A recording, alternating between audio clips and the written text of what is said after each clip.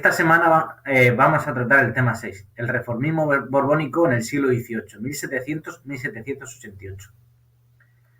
En esta primera parte veremos la introducción y el reinado de Felipe V y Fernando VI. El siglo XVIII supuso un cambio dinástico en España con la llegada de los Borbones al poder, que además de provocar el conflicto internacional de la Guerra de Sucesión, tendría importantes consecuencias en la organización del Estado, pues se implanta el absolutismo monárquico y se avanza en la reforma de las instituciones. Tanto Felipe V como Carlos III impulsaron reformas en varios campos siguiendo el modelo francés, con el objetivo de racionalizar la administración como forma de fortalecer el Estado y la propia monarquía, además de estimular el crecimiento económico. Los principios de la Ilustración y el despotismo ilustrado fueron seguidos por una nueva generación de pensadores, políticos y funcionarios que supieron diagnosticar los problemas de la sociedad española e intentaron resolverlos. Sin embargo, los principios de la sociedad estamental y la oposición de los grupos privilegiados frustraron esta modernización. Pero vamos a pararnos un segundo. Esto no entra dentro de la materia del examen, pero sí es interesante de saber. Es la Ilustración. La Ilustración es una nueva corriente de pensamiento que se desarrolla durante el siglo XVIII, con origen en Francia, caracterizada por la utilización de la razón para la comprensión de la realidad natural y social. El pensamiento ilustrado parte de los logros de la revolución científica del siglo XVII, que partía de la base de la existencia de unas leyes comprensibles para la razón humana que explicaban la naturaleza y que podían ser formuladas científicamente. La Ilustración se basó, por tanto, en el culto a la razón, no solo aplicado en la naturaleza, sino también en la sociedad y el comportamiento humano. En consecuencia, la sociedad se debió organizar racionalmente, rechazando muchas de las viejas creencias y prácticas sociales tradicionales. Sus principios fundamentales fueron: creencia en la razón como fuente de todo conocimiento, frente a otras como la revelación o la tradición, defendiendo por lo tanto la tolerancia religiosa como una nueva manifestación de la libertad y la pluralidad humanas. Defensa de la autonomía del poder político, que debía controlar sobre todo el poder religioso. Fe en el progreso constante de la humanidad que debe conducir a la felicidad de los hombres. Este principio se vincula por el interés por las actividades productivas y la mejora de las condiciones de la vida de las personas para buscar su felicidad y estar dirigido por el Estado. El pensamiento ilustrado no fue un instrumento revolucionario, ya que no cuestionaba el fundamento del orden social existente. Se oponía a los privilegios y desigualdades legales, pero admitía las desigualdades económicas y la existencia de una aristocracia del mérito. En España, la mayor parte de los ilustrados criticaron en sus publicaciones los factores que provocaban el atraso económico e intelectual del país. Entre ellos destacaban el control de la Iglesia sobre la educación y la difusión de nuevas ideas, la escasa valoración social de la ciencia, la técnica y las actividades profesionales relacionadas con el comercio y la manufactura. Si nos vamos al día de hoy, lo de la valoración social de la ciencia todavía sigue pendiente. La mala situación agraria provocada por la pervivencia de muchos privilegios, nobleza, iglesia, mesta, etc. Pero bueno, vayamos allá al desarrollo. Estamos ante una época de reformas. La llegada de la dinastía borbónica con Felipe VI propició importantes cambios en la estructura del Estado.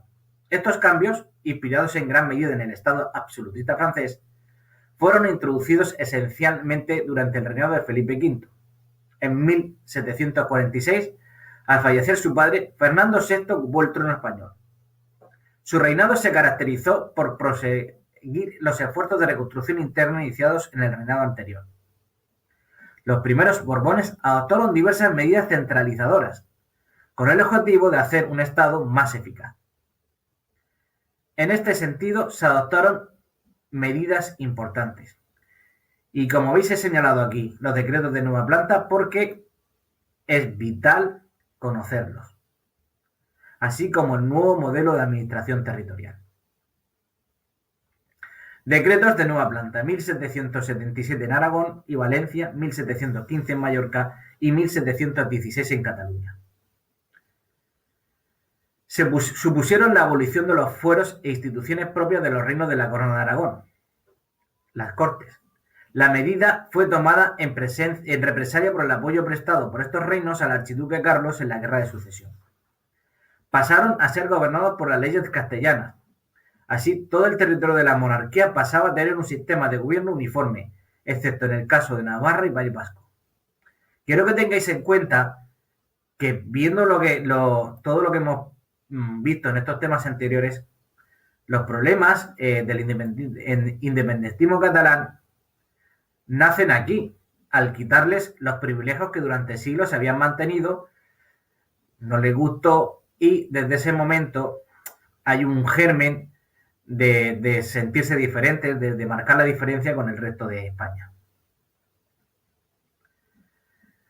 Nuevo modelo de administración territorial.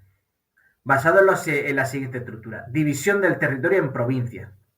Sustitución de los virreyes por capitanes generales como gobernadores políticos de las provincias. Y siguiendo el modelo francés, se creó la figura de los intendentes, funcionarios encargados de las cuestiones económicas. Los Borbones también reformaron la administración central, consolidando el establecimiento de una plena monarquía absoluta. Se suprimieron todos los consejos exceptuando el Consejo de Castilla, que se convirtió en el gran órgano asesor del rey.